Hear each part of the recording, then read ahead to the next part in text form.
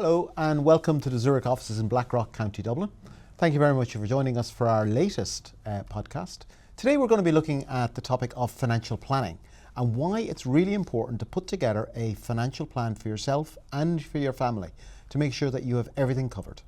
Delighted to be joined by one of my colleagues, Kristen Foran, National Sales Director at Zurich, who is an expert in everything to do with creating financial plans. So Kristen, thanks very much for joining us this morning.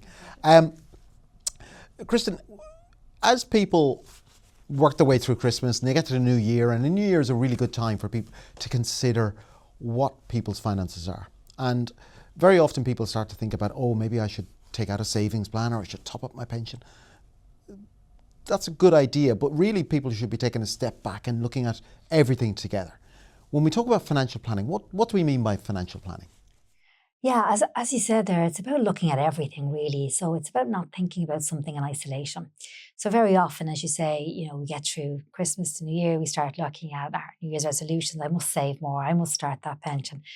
But really, the best thing to do is probably some kind of holistic view and an overall view. And that's where the benefit of advice comes in. A good advisor can talk you through a financial plan. And really what they'll do is they'll take a snapshot of what's happening in your life financially, what your goals are, what your aspirations are, and they'll basically bring you on a journey of how to get there. And that's what financial planning is all about. And throughout that might actually mean that you do need to set up a savings plan or a pension plan, or maybe you just need to tailor some things you already have. But the plan being that you'll find something that works for you as an individual, for yourself, for your family, but also something you can tailor make and change over the years if you need to change that. So I think financial planning is fantastic because it gives you that overall picture, and it's something we all need. And sometimes you get to the very basics where people don't understand where their money goes on a month-by-month basis. So would you recommend to people that they, as a first protocol, they almost start to work out a budget spreadsheet? Yeah, well, I mean, it's probably the easiest and best things to do. And I think if you do talk to a financial advisor who'll talk you through this, the first thing they'll probably say is print off your bank statements. Have a look through them for the last 3 months and see where your money goes, because you're right, very often we don't realise where our money is going. We set up standing orders, direct debits that are years old, and you forget about them. So it's a really good thing to do. There's lots of budget spreadsheets available. They're available on lots of different sites, and it's a really good way of starting because you will be surprised by what's there. But I suppose it's just taking stock. Isn't that what it's about? So you take stock of what you have, you're guided through it, and then you start making changes about how this should look into the future. And you'll be surprised. The year will fly by, and this time next year, you look back and go, that was a great thing to do because look what I've got out of it now at this stage. Yeah, no, it's really, really important. And it's really important that if you're in a relationship or if you're married, that you do it with your spouse as well. Absolutely, because I don't know about you, but any couple I know, there's always one person who probably takes the lead on particular decisions, specifically in finance. So you want to make sure the right decisions are being made while both being consulted, but our viewpoints will need to align really, particularly if it's family finance. So I'd say you should always really have your spouse there with you when you do this. I want to talk to you about some of the very basics and things like emergency funds. So we're always very aware of, I don't know, the plumbing goes or your boiler goes or something. What is the important thing to have in relation to emergency funds? Yeah, I suppose by its nature, it is that idea of emergency. Something goes wrong and you need to have access to money. And that's really it at its basic level. I guess common practice would suggest that it's 3 to 6 months' salary. And the thinking really there is, say your job goes tomorrow, it's being able to access the money I need and will know I need on a regular basis for 3 to 6 months, or for those emergency things like the plumbing going, washing machine going. It's that emergency money that's needed in the event of emergency. So I need access. It needs to be on demand. It needs to be in a bank account. I need to be able to get it now if I need it now. And everyone should really have that because ultimately things go wrong. We all know that, particularly at this time of the year. Plumbing goes and will go for a lot of us. You need to access that money quickly, and that's why emergency funds are important to everybody. Yeah, so it's just building up that little bit of money. You can put it into a separate account or into a different jar within your Revolut or whatever, and it's there for those emergencies. It is, yeah. What about things like credit card debt? Like, should people be looking to pay off credit card debt?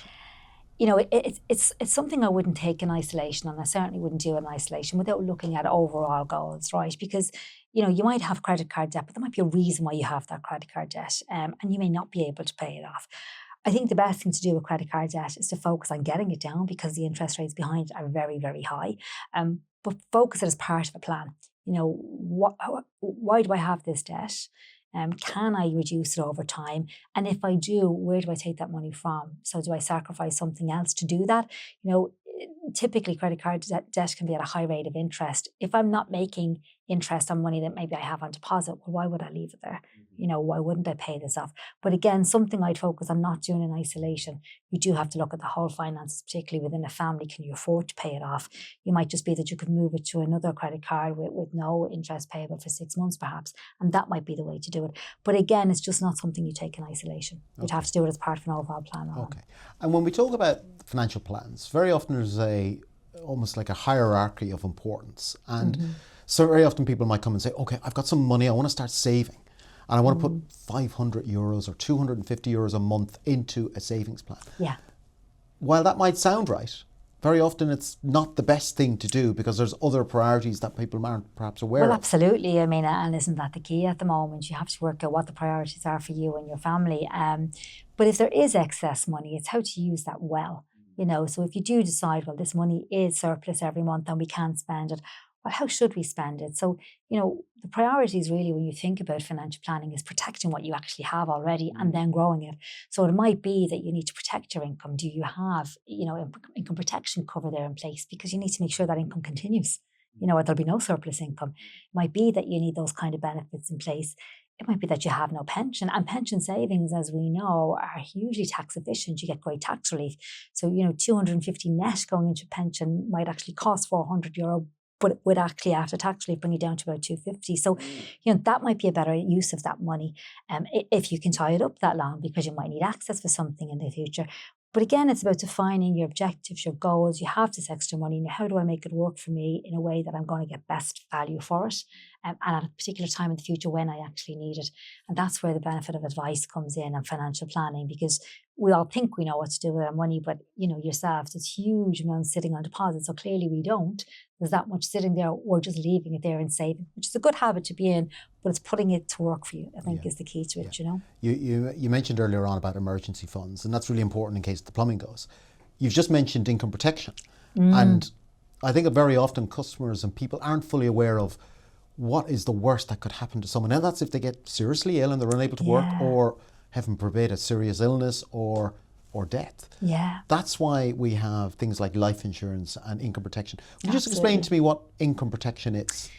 Well, in a nutshell, it's basically safeguarding your income into the future if it's not going to come in. I mean, I guess we're probably guilty of thinking of our assets as really tangible things like our house. So if you asked anybody, I suppose, what's the most expensive thing they own, it's probably their house. It might be worth €500,000 and that's my most expensive thing.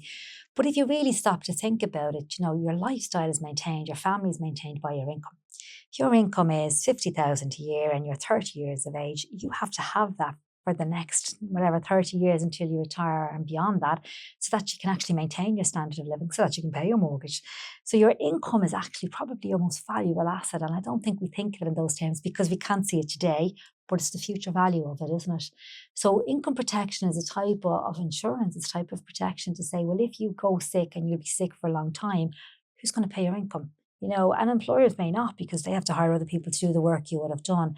But income protection is a way of safeguarding your income to ensure that it's there for you on an ongoing basis, even if you're off sick, and could be off for many, many years. So I believe it's your most valuable asset is your income. So it does need to be protected and quickly. And it's something, thankfully, we have available as a product, which is great to have. Yeah, no, I think it's really good advice. And it's funny, when we look at some of the stats, people are very happy to insure their pets, insure their mobile phones, but they forget to look at themselves and insure themselves. So I think it's really good, and a good advisor will be able to guide you through that. Yes. So let's say you get a good bedrock of solid foundation, you get your life insurance in place, you have mortgage protection if you have a mortgage, you have income protection, so you've got these things covered. You mentioned pensions. Yes. Obviously, auto-enrollment, My Future Fund has just come in. So hopefully most people will be contributing to a pension. But pension planning is really, really important. Yes. Why is it so? Well, I guess it's the idea of what the future looks like for you. I mean, we spend a long time probably getting our careers established. We settle down, we have families, we build a home, etc. But I think everyone I know, certainly in my age group, looks to the future and says, well, when I'm retiring, I want to travel around the world. I want to do so many different things, take up so many hobbies. I want to do things with my retirement because I've got time, which is something we are probably poor on at the moment. So when you think about retiring and what you actually want to do, you're going to need the money to do it because your income will be gone effectively, won't it? Because you won't be working anymore. I suppose we don't like to think of retiring because it means we're all going to get old, which none of us want to do. But when you retire, what are you going to live on? And at the moment, we do have a state pension. It's not a bad state pension, but it's certainly not going to be enough to sustain any of us at the level it's at the moment. So realistically, it's where's the extra money going to come from? And that's really all pensions are. They can seem scary, but it's just trying to work out what am I going to need in the future and how am I going to pay for it? And the good news is that the government has recognised this for many years. So what they try to do is encourage us to do that, and hence they give big tax benefits to you if you save into a pension right now. So it is the most tax efficient vehicle in Ireland right now and accessible to everybody, as you say. So there's no reason to not look at it. It does need advice. It needs guidance to get through it. It can be a bit complicated, but thankfully we have a lot of financial advisors and financial planners out there that can help people do this. So, it should be a focus for everybody. We're looking down to the future where we have an aging population. Thankfully, that's good news. Thankfully, it is because, we're living longer. There's better healthcare, there's better benefits out there. There's plans you have to travel when you get older. They might be going on for 10, 15, 20 longer years. We all want it. So it's how do we plan now, just a bit of smart planning now to get to the point where we can achieve everything we want to achieve. Yeah, it's sometimes when you speak to people about pensions, it's like, oh, I'm not paying into a pension. It's like, I don't want to do it, but people don't realise it's their money and they're saving for themselves. You're saving 30 years to secure your future retirement, so it's incredibly important. I think it is, and I think that the problem really, Ronan, is they've been complicated in the past, haven't they? And they still are. But look, it's about managing that for yourself into the future. It is your money. It's making money work for you. Like if you think about it at the moment, I know people who say, I'll save into my bank account and that'll be my pension. But you're trying to beat inflation, which you can't do in a bank account because interest rates are so low. You're also not getting any tax relief, which you'd get straight away if you went into a pension. So this is about making your money work really hard for you. And that's what pensions do. They make your money work hard, because if you look at actually what pension fund accumulates to and what it gets to by the time the day you retire, if you look back on it and see what you've paid into it, most of the fund will actually be the growth you got by investing in a pension fund. And we've seen that time and time again, because it's that idea of compounding. You put money in, we invest it for you, it grows and it grows and it grows. So the result is the fund will be a lot larger than what it could have been had you just left it sitting on deposit. So it's making your money work really hard for you so you can have the best future. That's a really good point, because there's actually four elements. There's the amount you pay in. If you've got an employer, the amount the employer pays in, what the government gives in tax relief, and then the interest or the returns you get from the growth, which is tax-free as well. And then when you access the money at the end of the day, you can also access up to 200,000 in tax-free cash. So it's hugely beneficial. As I say, the most tax-efficient vehicle in Ireland. So we've talked about foundation, bedrock, which is protecting yourself the worst that happens. So life insurance, income protection, retirement planning is really, really important. The next element then is if you do have any further money and you want to save for that, I don't know, you're saving for your children's education, or you're just looking to save so you have more capital. What are the options available for people to save, let's say with Zurich? Yeah, there's lots of options available, and the topics you covered there are really important, and they are, at the moment, areas that people are looking at. It's that idea of saving for the children's education. That's traditionally been always there, but now we see people saving for the idea of being able to help their children in the future, maybe with money towards houses. There's lots of reasons why you would save. I mean, we have different products available to people, and the idea being we'll find you the right product to suit you at the right level of risk that you need to take for yourself to get you the returns, to get you to where you want to be. So we're trying to keep those products as simple as possible, that you can transact them online, that you can keep up to date with what's happening on your product online, and give you access to all the information you need. So plenty of products available. It's just about us finding the right one for you, which again goes back to your financial advisor, your financial planner, and they'll help you on that journey. Yeah. You've mentioned advice a number of times. Let's say I've never met with a financial advisor, or I've never seeked financial advice. What's the process like? What if I decide, right, I want to meet a financial broker tomorrow? What might that be what might the experience be? I think it should be really positive, because it is scary. Often finance is a scary topic. People might have money, but they might not know what to do with it because they've never been in that place before. I think if you meet with an advisor, the first point of call will always be, let's see what you have. Let's look at the bank accounts. Let's see what you spend your money on. Let's see what you bring in. Take a snapshot of it. Now let's guide you. A lot of the financial advisors now will use a lot of tools and software to help paint that picture for you. This is what you look like now. This is how your finances look now. How will they look next year, the years to come? And they'll actually, I suppose, develop a picture for you that works for you over the course of your lifetime. And they'll go on that journey with you, which I think is really important because life happens, things change, and our focus will change.